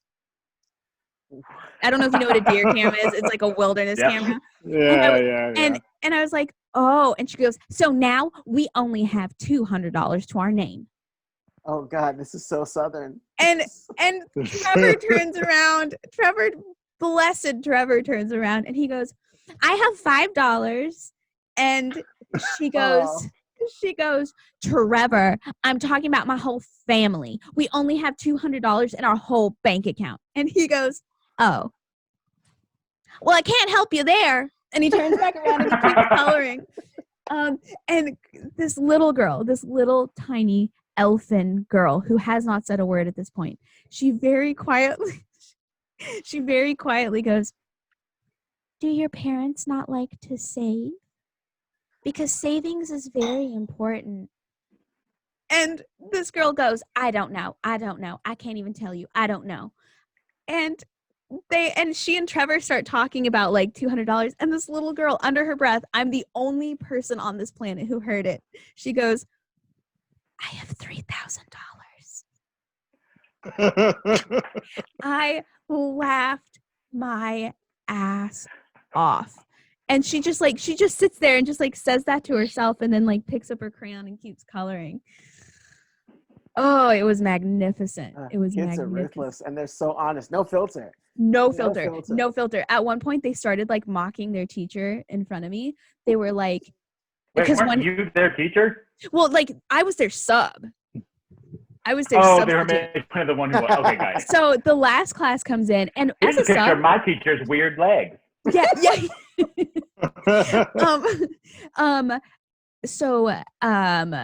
I don't, as a sub, I always tell students, no matter what grade they're in, I'm like, I literally don't care if you talk. You can talk as long as you're doing your work. Like if I come by and I can tell you're doing your work, I don't care if you talk. I don't care if you listen to music. I literally don't care what you do. Just please do your work and let's all like get along. And I've never had a problem. So this last class comes in and I was like, yeah, so anyway, like I give them the spiel about what the assignment is. And I was like, so feel free to talk, to each other as long as we don't get out of hand. And this one kid, like stage whisper so you could hear it across the room. He's like, she doesn't know we're not allowed to talk in here. and I, it's the end of the day. I've had like 5 classes up at that point. And I was like, oh, are you guys not allowed to talk? And he's like, no. When our teacher's here, she's like, be quiet. Stop talking. Shh. And then all the other kids start going like, shush. I don't want to hear you talking. Meh. And I'm like, oh, all right. And I was like, well, don't tell her. As long as you just don't tell her, then I won't tell her. They're snitching immediately. Immediately. They snitch so quick. I also had to break up like a political fight in that class. These 2 little kids are like coloring. Yeah. And I overhear something and I'm like, what's going on over there? And this little girl's like, he's still a human being and you have to respect him. And this other kid's like, no, I don't. And she's like, yes, you do, because he's a person and God loves all people. And he's like, well, I don't love him. And he's going to be out of office really soon anyway. And she's like, but he's the president of the United States. And he's like, not anymore. And she's like, yeah. And she's like, my dad goes to all his parties. And I was like, and I come up to the table and I'm like, what parties? And she's like, with the parties where like you drive the truck and it's got like the flags on it and everybody drives like down the street together with the flags on their trucks. And this little boy goes, the rallies. And I was like, all right, enough. Enough. I was like, no political talk at the crayon table. Jesus. At the crayon table, like I thought these were middle schoolers. So yeah, they are, but like they're little. I always thought middle schoolers were like half grown, Yeah, but that's what I thought. They're little. Like these kids are like 9 and 10 years old. They're so little. And how it, are like the sports teams? Lit as fuck. I don't know. only because like if they have like a good athletics in the school, those kids are giants. Are they? There were no giants. There was a couple kids that like you could tell looking at them, you're like, I bet you've been held back like once, maybe to play football.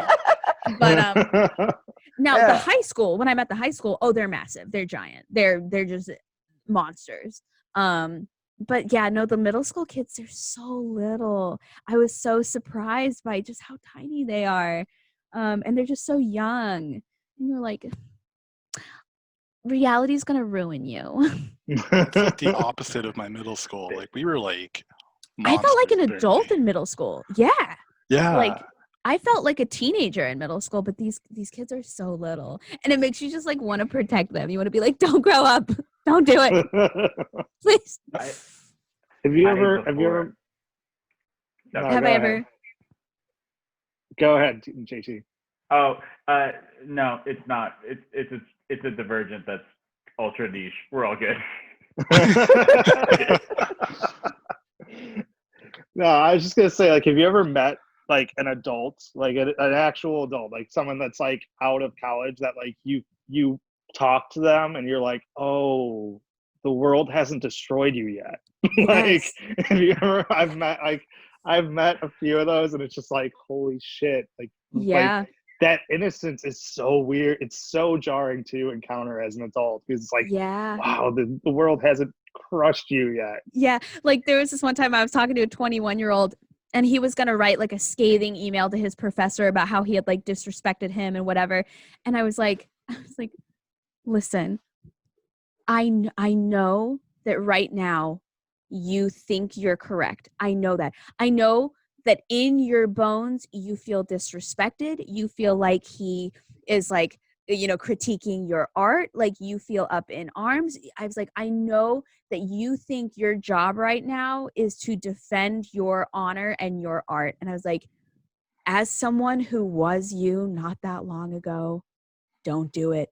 I was like, don't do it. I was like, don't send that email.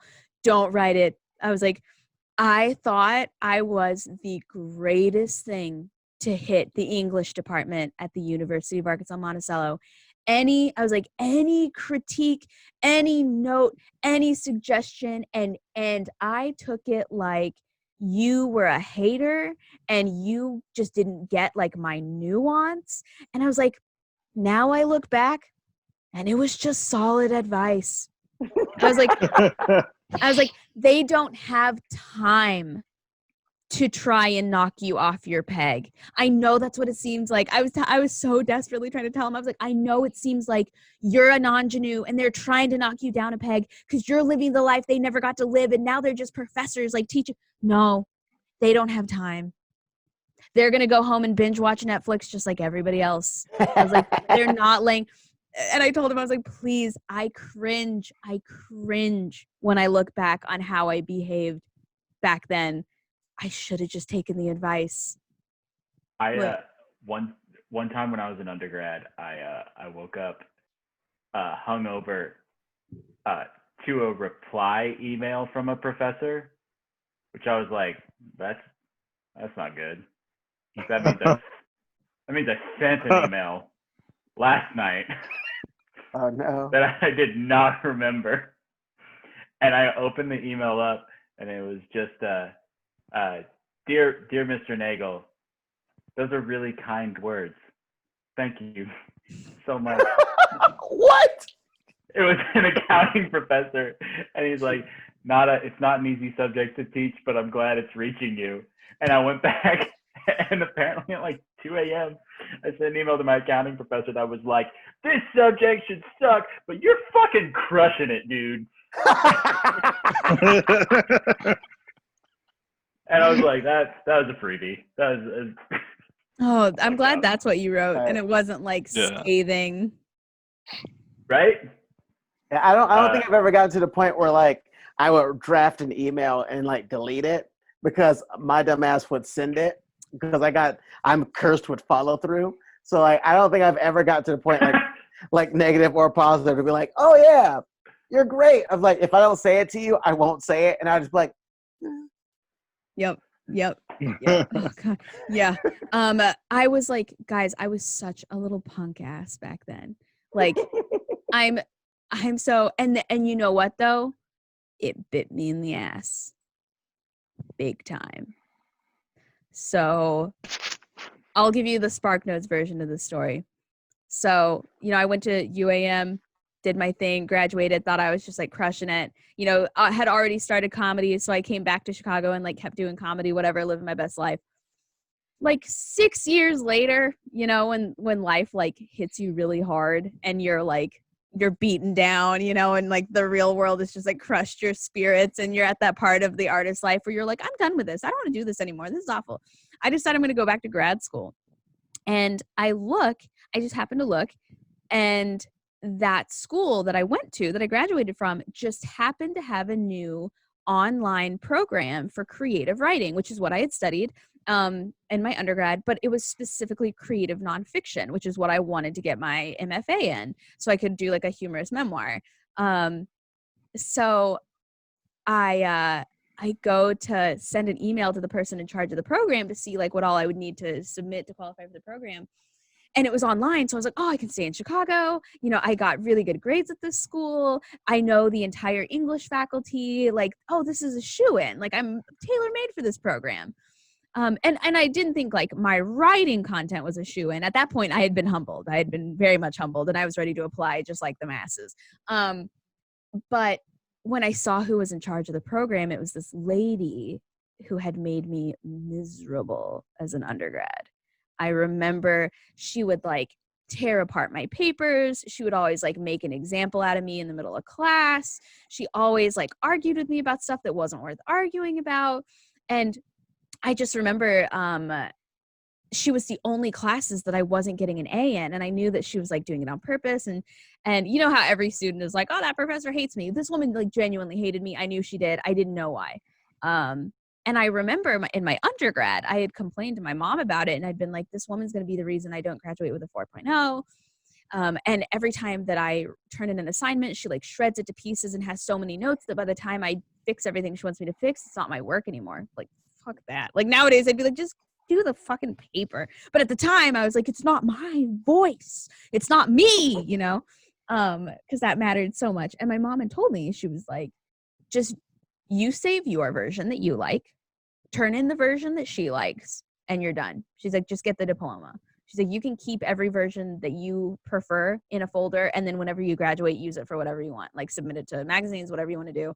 Just turn in the version she wants and get the grade. So that's what I ended up doing. I just turned in all the version that she wanted and just dealt with it. So I'm having like PTSD to this woman, and I'm like, fuck, it's this lady. But it's been like 6 years, you know, I'm like, she's seen hundreds of students in between then. So I email her and I'm like, hey, I don't know if you remember me or not. But I went to UAM and I graduated with really good grades in creative writing. And I included my resume. I was like, I've been using my degree since then. And I was curious, like, what it might require for me to join this graduate program. Here's some samples that I've written since then. You know, I put like my Second City stuff in there or whatever. And she emails me back and she's like, yeah. She's like, I remember you. You were always like writing funny papers. And one of her biggest criticisms of mine was everything I turned in was humorous. And she's like, I'm so tired of this humorous stuff. Like, try writing something else.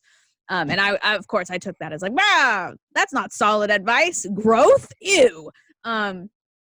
And so she's like, yeah, you were always like making the class laugh and like writing funny stuff. I remember you. Unfortunately, I don't think you're fit for this program, and I recommend you apply elsewhere. And I was like, nice. I was like, what? I was like, sorry, I'm a little bit confused. You know, I graduated from your undergrad. I got really good grades. Like, I've been published since then. It's online.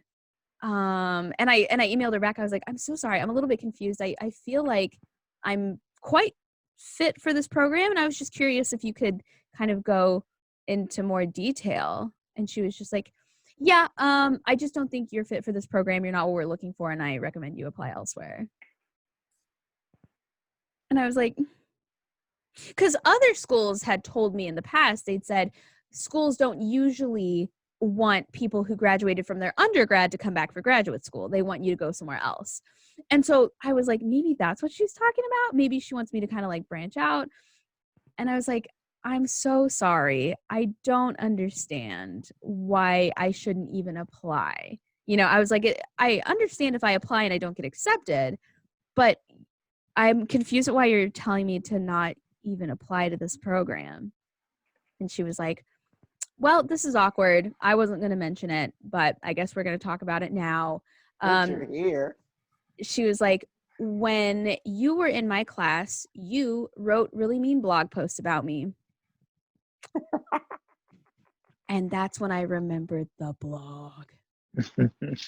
When I was in college, I kept this blog, And I thought I was so funny. I thought I was so witty. I was like the queen of satire. So every single day I would put little entries on this blog, and it was always like letters to haters or like jokes, funny stuff, like satirical content. If I had like a bad like waitress at a restaurant, I would write about it, like how like catty the waitress was, whatever. And I was like, but I didn't remember writing about her. I legitimately didn't. I was like, I could swear that I never said anything about her. I go back to the blog, like dust off the blog for the first time in like all this time. And I scroll back to when I would have been her student. And there it was. Like mean shit. Like cyberbully, not funny, mean stuff. I couldn't believe it. Like, I could not believe that I was capable of writing this kind of thing. Now, I never once mentioned her name. And my brother, JT, my brother, was like, if you read some shit that's that mean and you see yourself in it, like, maybe there's some truth to it. He's like, why would you read something that mean and ugly and like know it was about her? You never mentioned her once. But like, it was all there. And for like 6 years, that blog was there and she could read it, right? And that meant the whole time I was in her class, I would publish this stuff and then come in and she wouldn't say a word. She would read all that mean, nasty stuff about her and she would say nothing about it. Meanwhile, I'm like, why is this woman such a bitch? Like, why does she hate me so much? And then I would write more shit on that blog. And I was like, oh my God, like, I am so sorry. And I write her this big, like, I'm so sorry. I was like 18 at the time. I thought I was so funny. I have since been humbled. I'm not that same person. Please don't judge me based on the actions of when I was like an 18-year-old. And she's like, you're not fit for this program. And I'm like, all right, fair enough. See you later. Fun fact though, I'm now in that program, so it's fine. Hey, Ayo, what? Oh, bam. Is Is she still part of the program though? So a year later, I got a letter to like reapply to the program, and she's not there anymore. I don't know if that's like, I don't know. I never told anybody anything. I didn't tell them shit. So I don't know if maybe there was like, if like emails were gone through and like they kind of, I don't know. All I know is that a year later, like a year to that date, I was invited to apply and I was like, no. And the person telling me to apply was like, come on, you're perfect for this program. And I was like, no. And they were like, what do you mean? And I'm like, no. And then they were like, Sydney, just apply. And I applied. And so I'm in that program now. But yeah, we're all bad people. Even when we don't think we're bad people. We just forgot. Allegedly. Or it comes back to bite you in the ass. Now, I will say this, though. I am so grateful that happened to me. I have never been more grateful. So I couldn't breathe for like 5 days. And I went between like throwing up and like crying. And like I literally couldn't breathe, like heart palpitations. Because ever since then, I feel like I have been a better comedian and a better writer. I have never since then written like petty shit about anybody. Anytime I go to write a status, I think like, if that person saw this, would they find this funny? And I've deleted so much like petty content that old me would have been like, ha ha ha, like I'm so funny, satire. But I honestly feel like it made me a better performer and a better comedian and a better writer. You could not pay me enough to go through it again, ever. But I'm honestly glad that it did, because the quality of my content has changed so greatly since then. Well, and that's got to be so fortunate that, like, I mean, in the scope of, like, of all of the situations where you can have that kind of, like, come to Jesus, like, caught red-handed thing. I mean, like, that could have been a job, that could have been, you know, anything that, like, at the time, essentially a program that you had graduated from, so you still made it through. And that's a rough one. It could have been a major cancel culture moment. Yeah. Like, and I would have deserved it. if I had gotten totally canceled over that, I would have absolutely deserved it. Like if that blog were still out there today, because I deleted the whole thing, I wiped it off the map. Oh, and I forgot to mention, when I found it, I was like, oh, but this is like a dumb blog. Nobody ever read this. 100,000 people had read all the mean shit I had said about her. I forgot that part. When I was like, oh, but it's fine. It was like a dumb teenager's blog. 100,000 people had read it. So I wiped it off the map. It's gone. Okay, bragger. No, like just those ones. Just those ones. Like all the others.